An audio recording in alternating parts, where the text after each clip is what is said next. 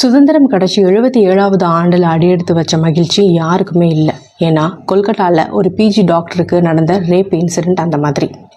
இந்த வீடியோவில் அந்த பொண்ணு எப்படி ரேப் பண்ணப்பட்டா, அந்த குற்றவாளிகளுக்கு தண்டனை கிடைக்குமா, என்ன ஏது அப்படி நான் எதையுமே பேச வரல. அந்த குற்றம் நடந்ததுக்கு நம்ம எல்லாருமே ஒரு வகையில் காரணம் அப்படிங்கிறத பற்றின வீடியோ தான் இது. அந்த ரேப் கேஸுக்கும் நமக்கும் என்ன சம்மந்தம் அப்படின்னு கேட்டிங்க அப்படின்னா, நம்ம முன்னோர்களால் கட்டமைக்கப்பட்ட எல்லா நியாயமான விஷயங்களையும் மூட நம்பிக்கை அப்படின்னு சொல்லி நம்ம ஒரு முற்றுப்புள்ளி வச்சு எல்லாத்தையுமே உடச்சி எரிஞ்சது தான் இந்த மாதிரி அக்யூஸ் வளர்கிறதுக்கு மெயின் ரீசனாகவே இருந்திருக்கு. அந்த காலத்தில் ஹஸ்பண்ட் இறந்துட்டாங்க அப்படின்னா அவங்க எரியக்கூடிய அந்த சிதையில் மனைவியும் விழுந்து உயிரை விட்டுருவாங்க. அதுக்கு காரணம் என்ன அப்படின்னா, கணவனை இழந்த நிலையில் இந்த பெண் தனியாக இருப்பாங்க இல்லையா, இந்த பெண்ணுக்கு மற்ற ஆண்களால் தொல்லை இடையூறு வரும், பாலியல் சீண்டல் வரும். அதெல்லாத்தையும் தவிர்க்கிறதுக்கு அந்த பொண்ணு கூட 24 மணி நேரமும் இன்னொருத்தவங்க இருக்க முடியாது. அது பெட்டர் அந்த பொண்ணு இறந்து போயிட்டா அப்படின்னா யாரும் அவங்கள தொல்லை செய்ய மாட்டாங்க அப்படின்னு. நாள் ஆக ஆக இது எப்படி ஆச்சு அப்படின்னா, உயிரை விட வேண்டாம், தலைமுடியை மலிச்சுக்கலாம். ஸோ ஒரு பெண்ணுக்கு முடியை ரொம்ப அழகான விஷயம்.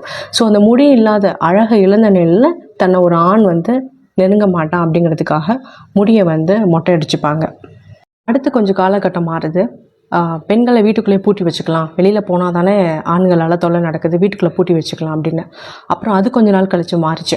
அடுப்பதும் பெண்களுக்கு படிப்பதற்குன்னு சொல்லுவாங்க, வெளியில் படிங்க, வேலைக்கு போங்க, எல்லாம் மாறிடும் அப்படின்னு. வேலைக்கு போன ஒரு பிஜி டாக்டருக்கு தான் இப்படி ஒரு கொடுமையாக அவங்க செஞ்சுருக்காங்க. நான் சொல்லக்கூடியது ஒரு முற்போக்கான விஷயம். படிக்கக்கூடாது, வேலைக்கு போகக்கூடாது அப்படிங்கிறத பற்றி நான் பேச வரல.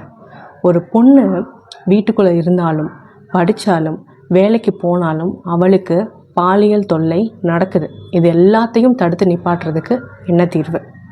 ஆணும் பெண்ணும் சமம் அப்படின்னு ஒரு ட்ரெண்ட் போச்சு.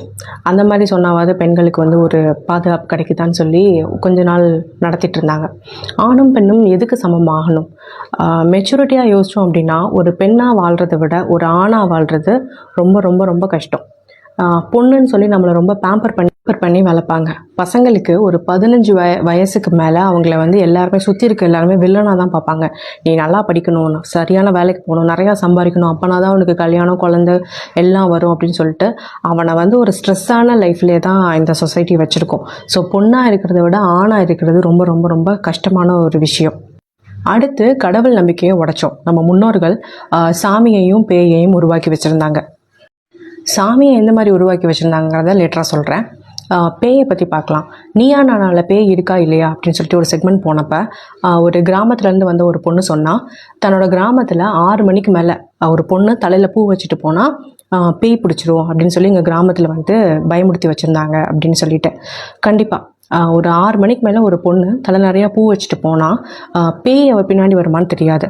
ஆனால் ஒரு பாய், ஒரு வல்கர் மைண்ட் செட் இருக்க ஒரு ஆள் டெம்ப்ட் ஆகி அந்த பொண்ணுக்கிட்ட தப்பாக நடந்துக்கலாம். இதை அந்த பெரியவங்க அந்த பொண்ணுக்கிட்ட டைரெக்டாக சொல்ல முடியாது. நீ 6 மணிக்கு மேலே, ஏன்னா 6 மணிக்கு மேலே எல்லா நேரமும் நல்லவங்க நம்மளை சுற்றி இருக்காங்கன்னு சொல்ல முடியாது. இருட்டு நேரத்தில் வெளியில் யார் வேணால் எங்கே வேணால் நிற்கலாம். அப்போ நீ தலை நிறையா பூ வச்சுட்டு போன அப்படின்னா யார் மூலமாவது உனக்கு ஒரு பாலியல் தொல்லை ஏற்படும் அப்படிங்கிறத அவங்க ஓப்பனாக சொல்ல முடியாது. அதுக்காக தான் பேய் இருக்குது, பிசாஸ் இருக்குது, 6 மணிக்கு மேலே தலை நிறையா பூ வச்சுட்டு போகாத, மோஸ்ட்லி 6 மணிக்கு மேலே வெளியிலே போகாத அப்படின்னு அவங்க நமக்கு சொல்லி கொடுத்தது. ஏன்னா அவங்க ஓப்பனாக சொல்ல முடியாது, 6 மணிக்கு மேலே நைட்டில் நீ வெளில போன அப்படின்னா உனக்கு ஏதாவது நடந்துடும் அப்படின்னு. இப்போலாம் டைமிங்லாம் கிடையாது, என்ன நேரத்தில் வேணால் எது வேணால் யாருக்கு வேணால் நடக்கலாம். ஸோ அந்த விஷயத்துக்காக தான் பேய் அப்படிங்கிற ஒரு விஷயத்த ஏன்னா எது மேலேயாவது ஒரு விஷயத்தில் பயம் இருக்கும், அப்போ தான் தப்பு செய்ய மாட்டோம் அப்படிங்கிறதுக்காக உருவாக்குனாங்க. சாமி கும்பிட்ற விஷயத்தில் எப்படி அப்படின்னா, நம்ம சாமிக்காக விரதம் இருப்போம். ஒரு வாரமோ ஒரு மாதமோ. பாய்ஸாக இருந்தால் சிகரெட் பிடிக்கக்கூடாது, தண்ணி அடிக்கக்கூடாது அப்படின்னு சொல்லி கொடுப்பாங்க. பொண்ணுங்களாக இருந்தோம் அப்படின்னா மோஸ்ட்லி நான்வெஜ் சாப்பிடக்கூடாது அப்படின்னு. ஸோ இது ஸ்மோக் பண்ணுறது, குடிக்கிறது, நான்வெஜ் சாப்பிட்றது, இது எல்லாமே நம்மளை கேரக்டர் வைஸாக ஒரு ஈவிலாக மாற்றும். அதனால் இந்த 3 விஷயத்தையும் நீ செய்யாமல் இருந்த அப்படின்னா ஒரு குட் வைப்ரேஷன் உனக்கு கிடைக்கும். அந்த குட் வைப்ரேஷன் தான் கடவுள் அப்படிங்கிறத நம்ம முன்னோர்கள் நமக்கு வந்து விரதம், சாமி வழிபாடு மூலமாக அழுகு குத்துறது, பால் குடம் எடுக்கிறது, நீ இந்த மாதிரி விரதம் வந்து செஞ்ச அப்படின்னா உனக்கு நல்லது நடக்கும், நீ அப்படி இல்லை அப்படின்னா கடவுள் வந்து உன்னை தண்டிப்பார் அப்படின்னு. ஏன் அப்படின்னா நல்ல விஷயங்களில் நம்ம வந்து செய்யணும். குடிக்காமல், தண்ணி அடிக்காமல், கறிமீன் சாப்பிடாமல் இருந்தோம் அப்படின்னா ஒரு நல்ல கேரக்டர் நமக்குள்ளே உருவாகும் அப்படிங்கிறதுக்காக அவங்க விதைச்சது தான் இந்த சாமி கும்பிட்றதும் விரத முறைகளும். அதையும் வந்து நீ வந்து கல்லை கும்பிடுற, அதை கும்பிடுற, இதை கும்பிடுறன்னு சொல்லிட்டு அதையும் நம்ம உடச்செரிச்சிட்டோம். சரி, இதுக்கும் சாமி, பேய், கேர்ள்ஸ் வந்து மொட்டை அடிச்சுக்கிட்டது, ஹஸ்பண்டோட சிதையில் விழுந்து உயிரை விட்டது, இதுக்கும் ரேப் கேஸ்க்கும் என்ன சம்மந்தம் இருக்குதுன்னு கேட்டிங்கன்னா கண்டிப்பாக இருக்குது. ஒரு விஷயத்து மேலே பயம் இல்லாமல் போக போக நீ யார் என்னை கேட்க, நான் எது வேணால் செய்வேன் அப்படிங்கிற மென்டாலிட்டியோட இந்த காலத்து பிள்ளைங்களை நம்ம வளர்க்குறது தான் மிகப்பெரிய தப்பு. ரேப் கேஸ்க்கும் குழந்தைங்களை வளர்க்குறதுக்கும் என்னம்மா சம்மந்தம் இருக்குது அப்படின்னு சொல்லி கேட்டிங்கன்னா கண்டிப்பாக சம்மந்தம் இருக்குது. நம்ம சமுதாயத்தில் ஒரு வார்த்தை இருக்குது. என்ன அப்படின்னா, ஒரு ஆணை திட்டணும், ஒரு ஆணை வந்து அசிங்கப்படுத்தணும் அப்படின்னா உங்கள் அம்மா அப்படின்னு சொல்லிட்டு ஒரு கெட்ட வார்த்தை சொல்லுவாங்க. அது வந்து ஒரு பெண்ணாக நான் வந்து அதை ரொம்ப யூஸ் பண்ண முடியாது. அது ரிலேட்டடாக அந்த வார்த்தையை சொல்லுவாங்க. அப்போ வந்துட்டு ஒரு ஆணை அசிங்கப்படுத்தணும்னா அவனோட டூலாக பெண்ணை தான் யூஸ் பண்ணுறாங்க. இந்த நிலை மாறுச்சுனாலே, அந்த ஒழுக்கம் அப்படிங்கிற ஒரு விஷயம் உள்ளே வந்துச்சுனாலே பாதி விஷயம் மாறிடும் அப்படிங்கிறது என்னுடைய கருத்து. நம்ம வீட்டில் இருக்கக்கூடிய சின்ன பிள்ளைங்களுக்கு ஆணும் பெண்ணும் சமம் அப்படின்னு சொல்லிலாம் நீங்கள் வளர்க்க வேண்டாம். ஆணோ பெண்ணோ அவங்கள துன்புறுத்துனா அவங்களுக்கு வலிக்கும் அப்படிங்கிற விஷயத்த சொல்லி கொடுத்து வளர்த்தாலே போதும். ஒரு 5 வயசு பையன்கிட்டேயோ பொண்ணுக்கிட்டேயோ நம்ம வந்து பாலியல் ரீதியான தொல்லைகளை பற்றி நேரடியாக பேச முடியாது. அப்போது பேசிக் டிசிப்ளினாக அவங்களுக்கு சொல்லி கொடுக்கணும். வீட்டில் சின்ன சின்ன வேலைகள் இருக்குது, வீடு கூட்டுறது, வீடு பெருக்கிறது, சமைக்கிறது, இது எல்லாத்துலேயுமே வந்து பசங்களுக்கும் பொண்ணுக்கும் ஈக்குவலான ஷேர் இருக்குது. தயவு செஞ்சு வீட்டு வேலையை ஷேர் பண்ணுறதுக்கும் ரேப் கேஸுக்கும் என்ன இருக்குன்னு பிரித்து பார்க்காதீங்க. அடிப்படை விஷயங்கள் ஒழுங்காக இருக்கிற பட்சத்துக்கு ஒரு ஆக்கப்பூர்வமான ஒரு மனுஷனை நம்மளால் உருவாக்க முடியும். அதுதான் இந்த வீடியோவில் நான் சொல்ல வர விஷயம். ஒழுக்கம் விழுப்பம் தரனால் ஒழுக்கம் உயிரினும் ஓமப்படும். இந்த குரலை ஆணில் அடித்த மாதிரி உங்கள் குழந்தைங்க மனசில் பதிய வச்சுடுங்க. ஒழுக்கக்கேடான விஷயத்தை என்றைக்குமே நீ செய்யணும்னு நினச்சி கூட பார்க்காத அப்படிங்கிறத பதிய வச்சுடுங்க. அதுவே வந்து ஃப்யூச்சரில் வந்து இந்த மாதிரி ரேப் கேஸ் நடக்காமல் இருக்கிறதுக்கு ஒரு பாசிபிலிட்டியே கொடுக்கும். உங்களுக்கு சில பேருக்கு நெகட்டிவாகவே எல்லாமே தோணும். அப்போ வந்துட்டு அந்த கொல்கட்டாவில் அந்த பொண்ணு வந்து ஒழுக்கம் இல்லாமல் இருந்தனால இந்த ரேப் நடந்துச்சுன்னு சொல்ல வரீங்களா அப்படின்னா கண்டிப்பாக கிடையாது. எல்லாரும் மனசுலையுமே அன்பை விதைப்போன்னு சொல்கிறேன். அப்படி விதைக்கிற பட்சத்துக்கு இந்த மாதிரி மிருகங்கள் ஃப்யூச்சரில் வந்து உருவாகாமல் இருக்கிறதுக்கு ஒரு வழியாக இருக்கும்.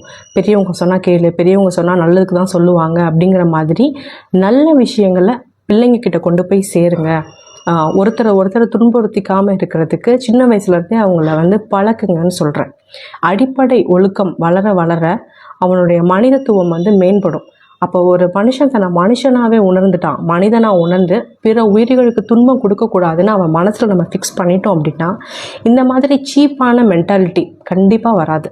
ஒரு மிருக குணத்தை வந்து தடுக்கலாம் அப்படின்னு நான் சொல்கிறேன். இந்த மிருக குணங்களை தடுக்கும்போது ரேப் கேஸ் நடக்கிறதுக்கான பாசிபிலிட்டி குறையும் ஃப்யூச்சரில் அப்படிங்கிறது என்னோட கருத்து. ரேப் கேஸை பற்றி டிஸ்கஸ் பண்ணுறதுக்கு கொல்கட்டா வரைக்கும்லாம் போகணுன்னு அவசியம் கிடையாது. ராமநாதபுரத்தில் ஒரு 6-7 மாதத்துக்கு முன்னாடி தன்னோட சொந்த ஃப்ரெண்டோட குழந்தைய பால்வாடியில் விடுற பெண் குழந்தைய பால்வாடியில் விடுறேன்னு சொல்லி, பால்வாடிக்கு போகிற குழந்தைக்கு ஒரு 2-2.5 வயசு இருக்கும், கூட்டிகிட்டு போகிறதா சொல்லி போகிற வழியில் பாலியல் தொல்லை கொடுத்து அந்த குழந்தை இல்லை. அந்த கேஸ் என்ன ஆச்சு அப்படிங்கிறது அதுக்கப்புறம் ஒன்றுமே கிடையாது. நியூஸில் போட்டாங்க, அதுக்கப்புறம் அது அவ்வளோதான். தண்டனை கிடைக்கும் அப்படின்னு சொன்னால் யாருக்குமே தண்டனை கிடைக்காது. 4க்கு மேற்பட்ட நபர்கள் சேர்ந்தது ஒரு குடும்பமாக சேர்ந்தது சமுதாயம், அதுதான் நாடு அப்படின்னு சொல்லிட்டு நம்ம சின்ன வயசில் படிச்சிருக்கோம். ஸோ நாடு நல்லா இருக்கணும் அப்படின்னா நம்ம பேஸ் குடும்பம் நல்லா இருக்கணும். இது வந்து ஒரு சின்ன பாசிபிலிட்டி தான். நல்லவங்களா வளர்க்க முயற்சி செய்வோம். மேபி ஃப்யூச்சராவது அவங்களுக்கு நல்லா இருக்கட்டும் அப்படிங்கிற ஒரு கருத்தோட